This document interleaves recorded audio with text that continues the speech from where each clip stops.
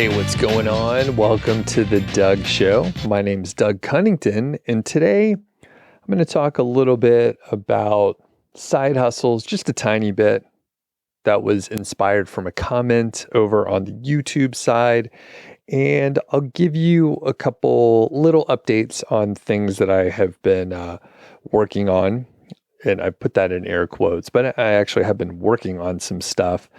And part of it is this podcast, right? And then my other podcast and a few, updates. So if you've been paying attention to the show, which I think you have, if like what I've done with the content is I've distilled it down to just exactly what I want to cover. So that has essentially pushed away anyone in the audience that is not interested in me personally or just the stories that I tell. So it's kind of interesting. And as I have explored the idea, you could reference the recent episodes, explored the idea of stopping the show. When I looked back at the stats, even though I'm doing nearly everything that I can to annoy the listeners and viewers out there and not actually teach you anything, but just be entertaining, that there's still several hundred of you that listen or watch the show, which is fantastic. If it happens to be an okay topic, then there can be potentially thousands of viewers over on the YouTube side, just from an algorithmic perspective. So anyway, I'll give you a few little updates. One theme that is the same, or something that I said and have been doing, is to have shorter shows. So that was always a desire to have shorter, tighter shows, slightly better planned and less rambly. But typically the episodes were like an hour long, but I'm aiming probably more for like 20 minutes. And here I've burned nearly 10% of that just on the intro part. So let's talk about my other show. That is the MileHighFi podcast. So it's doing great. It's really not growing in any big sense. It's getting plenty of downloads on the audio side. And again, on the video YouTube side, if something takes hold of the algorithm, if something is interesting, it'll actually do a little bit better. And I have been putting some more affiliate links in the descriptions. I was sort of far ahead on the schedule because my producer, Chris, was taking some time off over the summer for like a month. I was going to be out of doing other shit. So we got pretty far ahead, and it has been like a month or two since I started talking about putting affiliate links in, but the episodes that are coming out may have been recorded months before that, or like a month before that. So in my head, I should be getting more affiliate revenue and stuff, but I haven't been seeing it. And it was kind of interesting because I was chatting with one of my friends who's getting started with her online business and her email list. And I think she may have, close to 1,000 people on her list now, which is pretty good in the specific niche that she is in. And she had a friend who was like, oh yeah, you should put some affiliate links in your emails and like, you'll really make a lot of money that way. And I came from the affiliate marketing world, so I know the power of that. But I also know that I have probably an audience of, say, 7,000 people for MileHighFi.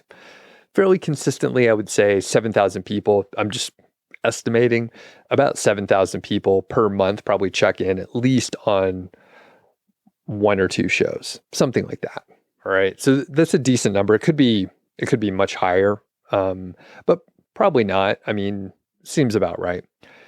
That said, it would only take a handful of people to buy something every now and then if they were just like, oh yeah, I'll get the pair of shoes that Doug recommends, or I'll hop over on Amazon. I actually need to buy something anyway, so I'll get the supplements that Doug is talking about. All that said, hardly anybody is buying anything. So, I mean, it is interesting. Again, a show that has like a fairly big audience, but it's sort of general, where, this show, like, it has never been huge. I think maybe in the biggest years, it was probably, the middle of COVID, say 2020 to 2022, something like that. Maybe 2019. I started the show in 2019, right? Yeah, so 2019 to maybe 2022, 23, something like that. Like, there were probably a couple thousand people that would listen on the audio side, maybe 1,000. It always varies, again, depending on the topic. On the YouTube side, again, it could be tens of thousands. But the point being, because of the niche that this was in, people would actually spend money. And I think there's that buzzing. I want to eliminate that if I can. I think my phone's too close. Sorry about that. Let me pause for a sec. On this show, I was able to like recommend a product, and like a few dozen people potentially would buy it. And it potentially was like $50 to a couple $100 per conversion. So it was actually a significant amount of money. You are getting value as a customer of either a product or service that you would probably earn money from. It's just a different audience over on MileHighFi and my friend's email list. So she's not trying to make it like a ton of money. It's a travel situation. So she plans trips. She brings people on them. There's no programming, but she just kind of does the heavy lifting of planning. So I'm just, one of her trips coming up is to Turkey. I wouldn't have to know anything. I just have to like get to Turkey, and she maybe would even, I'm her friend, so she would maybe recommend flights to take and actually hold my hand through the process. And I'd just show up, and she would book the tours, the meals, and just any kind of thing that I would need handled. She would be able to point me in the right direction, or say like, you're on your own for these meals. You have a couple days off or whatever. But like, basically she plans all the stuff, and it'll be in a group, and there'll be guides and all that kind of stuff. She loves planning it. I don't like doing that kind of stuff. The point is, like, she doesn't need to make a ton of money. She just essentially wants to like travel with some friends, probably have her cost either completely covered or reduced dramatically, so she could take this huge, awesome trip, go with her friends, and essentially get it for free. So that's her goal. She doesn't need to like replace her income or anything like that. It's just, that's the situation. That said, she might actually be able to convert more of the affiliate recommendations, because she could say, hey, here's the carry-on that I use.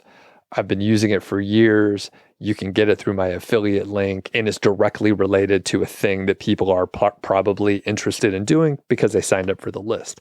So kind of similar in that way. Like, she may be able to convert a little better, but on my side, I'm like, the audience is not as interested. Like, a lot of people that were on this feed in the past, they were interested in starting niche sites. You're probably still interested in online business or entrepreneurship, which is relevant. However, the products that you might want to buy, they're much different. And I said I'd talk a little bit about side hustles. Like, as we transition into that area, someone mentioned, I can't even remember which video. So someone said like, there's some side hustle videos or content out there, and people are still talking about blogging. They're talking about niche sites. They're talking about things that are like completely irrelevant now. And it's interesting. I Googled it and just said, hey, side hustles. And of course we have Search Labs, the fucking AI overview, which, I don't love this stuff. Sometimes it's okay, but most of the time it's nonsense. So side hustles online, because I am looking for online specific, and they list a handful here. Of course, it's distilled down. They have links. So if I want to learn more, so they say freelancing. I think that's probably relevant. Content creation. So that could be a YouTube channel. They mention a blog, record a podcast.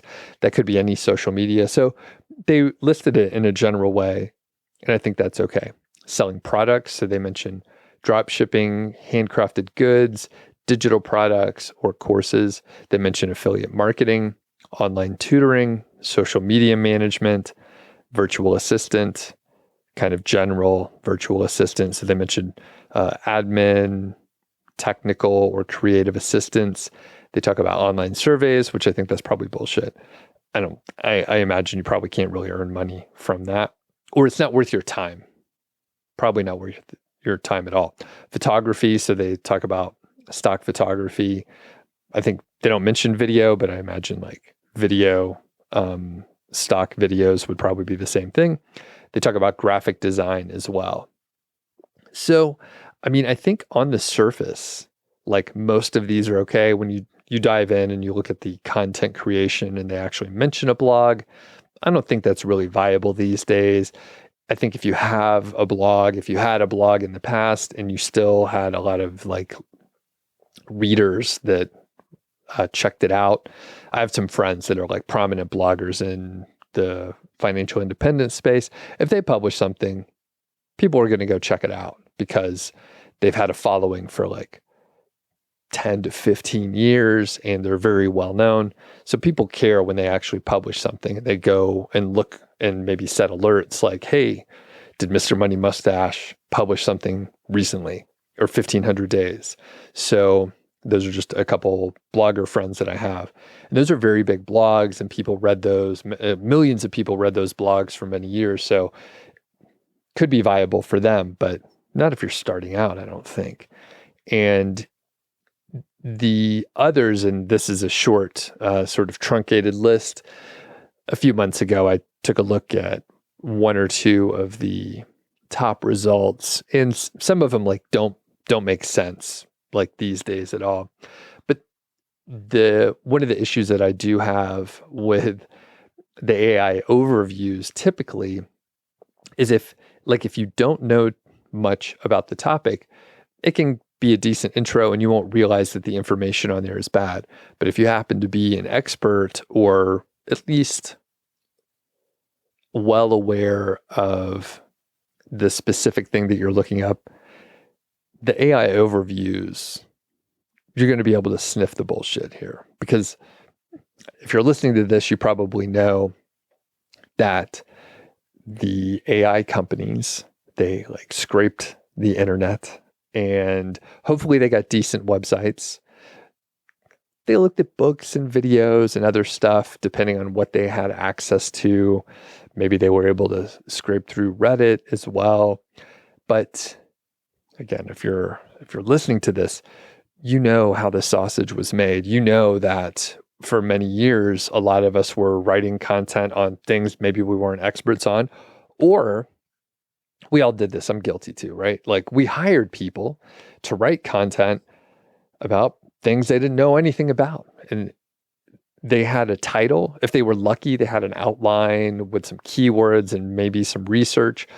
But you essentially had people that didn't know what the fuck they were talking about writing something that was supposed to be authoritative. And if it was like an intro text or whatever, like more specifically, if it was just someone learning their first little bit about his topic, it would probably be fine. But it doesn't really stand up to scrutiny if you are looking at it from an expert perspective. And that's where a lot of this stuff falls apart. And again, if you're listening to this, you already know this. And when you really need information, well, it's fucking hard to get the information out. You have to maybe go to a YouTube channel so that you can like find someone who's like in depth, like in the weeds for that topic. And it's easy to see like the listicles. So I said I Googled side hustles online. I looked on YouTube as well, and you end up with like listicles. You end up with people that clearly like haven't tried that thing. They're just like regurgitating stuff. However, they're good content creators. So they're able to like get views and do all that kind of stuff. So it's kind of interesting. It's interesting overall. And I don't know what advice I would give people. So someone contacted me. We have a few, I think, mutual contacts or acquaintances, and basically someone who is in a great university in the journalism department. I think she's getting a grad degree or something like that in journalism. She wanted to interview me about SEO and online marketing and like how the changes in the industry have impacted small business, which is what I had. So we chatted, and one of the questions or one of the answers that came up, she's like, oh yeah, is this viable? If someone wanted to start a website, what would you tell them? I would tell them, don't do it. Like, find something else to do. It's pretty much a waste of time. Even if you got some traction, it is not worth your effort anymore. Like, find something else to do. And I also prefaced by saying, I kind of lost interest in the area. I have about a 5-year attention span, and then I kind of get bored and start layering on something else or doing something different. So those 5 years passed. I started like not really caring as much about starting websites. And then it kind of coincided with all the changes in SEO, niche sites falling out of favor in a general sense, and then AI sort of taking over. So I did let her know that I don't pay attention to SEO anymore. I think it's probably still viable and a necessary thing for businesses. But for side hustlers, I don't really know. Like I'm a little bit out of the loop. So I haven't been looking for like side hustle ideas other than like things that end up like falling on my desk because I'm literally like having a conversation with someone and they're like, oh yeah, I'm doing print on demand. So it ends up on my radar and I'm interested in it. There's a lot of other stuff that probably could work, but I'm not interested, or I don't trust the people that are trying to pitch it to me because I'm very skeptical these days. So yeah, with side hustles, it is interesting. I actually will, it may be tomorrow, but I'm talking to Alex Cooper from WP Eagle, one of my friends, and I haven't chatted with him in a while, but he's putting together a kind of a what are they doing now video, sort of a greatest hits thing. And so I think I'm going to chat with him tomorrow. He's going to catch up with other people. I don't know when the video's coming out. Hopefully I can mention this. But that's out there. And there is another mutual acquaintance of ours who was a very big, prominent producer of content, especially on the YouTube side. They had big courses. They pivoted. They haven't published anything for like 6 months, which is kind of crazy. But then they had another channel, which is more, I'll generally say it's like social media related, YouTube related. And they were shutting down that channel or not publishing there either. And I was like, oh, I wonder if they're just like closing up shop. But a lot of like so many changes. And like the fact is, if people tried to patch up whatever system they had before, like I retired my course and sunset it about a year ago. I stopped even selling it over 2 years ago. So like I was like, I'm not trying to patch this thing up. I'm not trying to create a new system. I don't know what's going to work. I don't think anyone does. Things are moving too quickly after, 15-ish years of fairly like you could kind of follow a business model and it would mostly work most of the time. Like that's completely changed. So when people were trying to like take their old blogging system and content system and then like rejigger it for AI, like it doesn't hold water. Like they weren't able to do it. And then the other thing is like you build this audience or whatever, you have a ton of subscribers and interest and you have an email list. And then all that viewership goes down, the interest goes away. You kind of have an issue. So I think these people are running into issues, but I will be able to catch up and chat with Alex soon. So looking forward to that. And I was like, oh, I wonder if Alex has been publishing lately, because like YouTube hasn't been recommending the videos.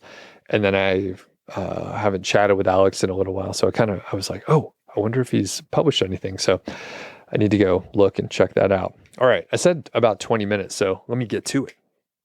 A couple other things. And then I'll report back next week. So I have my other podcast, MileHighFi, and I try not to pander to the algorithm. However, in some of my monologue earlier, I mentioned on YouTube, sometimes you can get a lot more views if you have like a good title and thumbnail and this stuff that matters. The content needs to be good, but let's face it, a lot of it is the title and the thumbnail. And then as long as you don't completely have a train wreck, you're going to be okay. The other thing is like I've consistently not tried to pander. So I ended up with these long videos. So I did a mailbag episode with my friend Pete, Mr. Money Mustache, again, prominent blogger. The thing is, he doesn't blog that often anymore.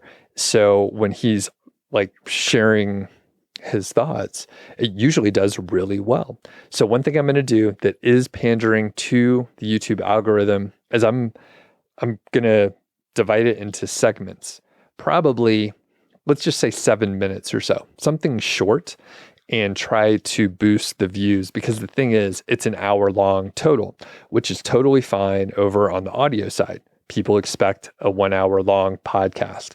It's pretty standard. It fits their day and their schedule and their attention span. However, on the YouTube side, an hour is a long time. So I'm going to test it out. It'll take me a little bit more time. I'm actually going to produce this one myself and divide it up. But like I said, I'll probably try to make it, 10 minutes or less in the total length for each video. So I'll have a handful of videos. I will report back. We'll see how it goes. And because Mr. Money Mustache is on there, it stands that it would probably get more views. And I'm probably just going to do like a quick little, like a 10-second outro where it says, hey, if you like this video, be sure to check out the others on this playlist, and then just point people to the playlist.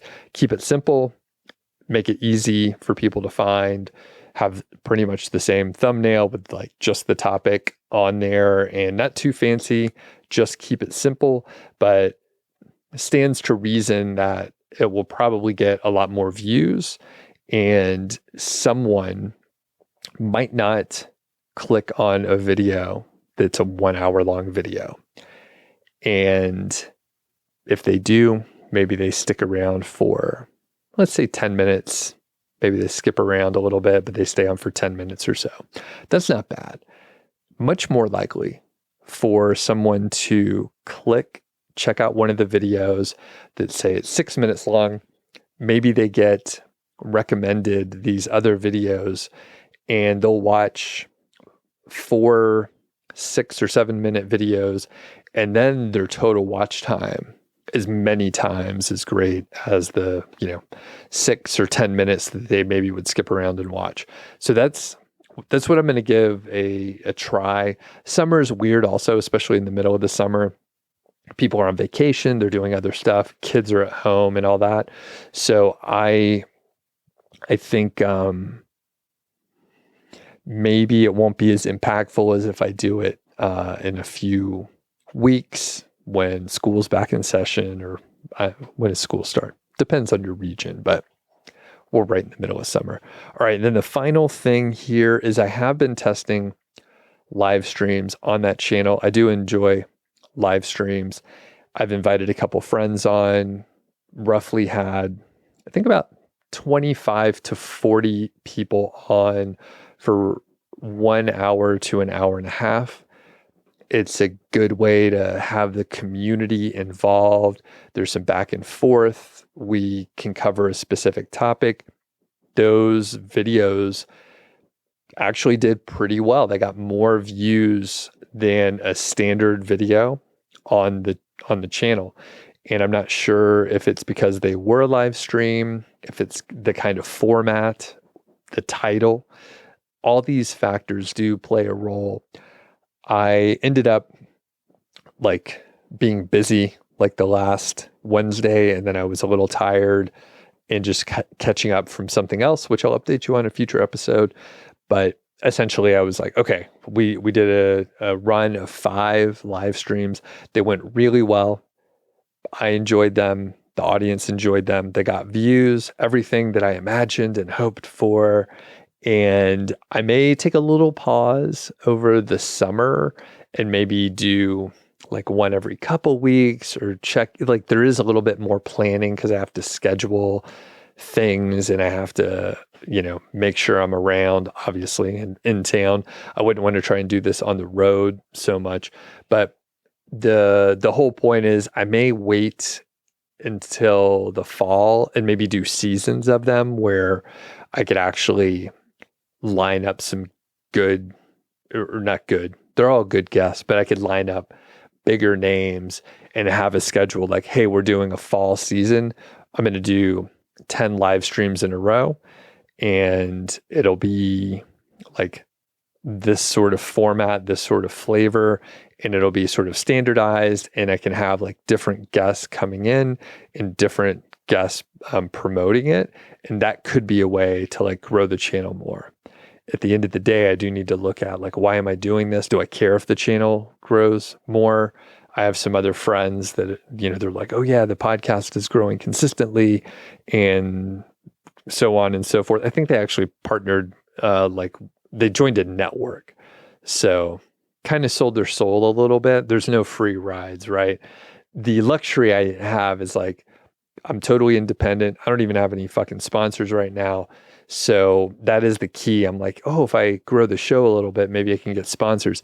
But the thing is, like, I actually don't want sponsors because it's a pain in the fucking ass to deal with.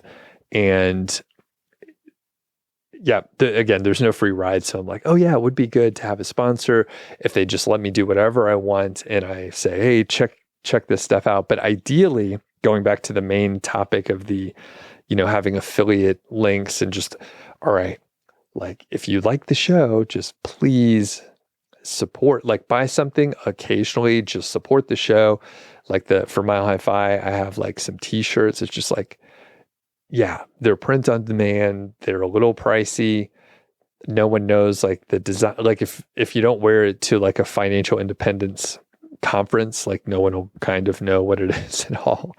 It's not that big of a show, and it's very niche, but the thing is like it supports the show. And the thing is like people are probably like, oh, you're making so much money from selling these shirts, or you're recommending these products. And I'm like, man, I'm spending a decent amount of time like talking about it on the shows, and like no one's buying anything. So again, it goes back to, okay, if I don't have to do this, like why am I doing it?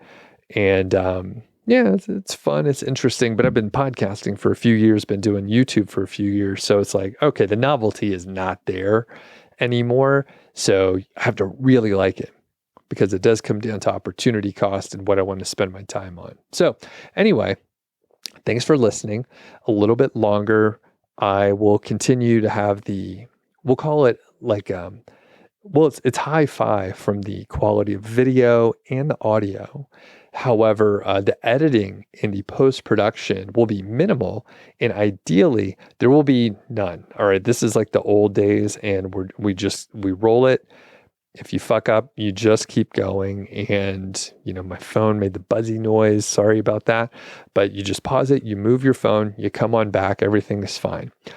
If you have any suggestions, comments out there about the show, things that I said, send me an email, feedback@Doug.Show. I read all the emails, and I actually have like a voicemail number. Like it's always at the bottom of the description. So if you want to leave a question, I'm not saying everybody gets on guaranteed. There have only been a few where I was like, this is, it doesn't make sense. But anyway, you could leave a voicemail that would actually give me a topic to talk about. So if you have any ideas, let me know. Have a great week out there. We'll catch you on the next one.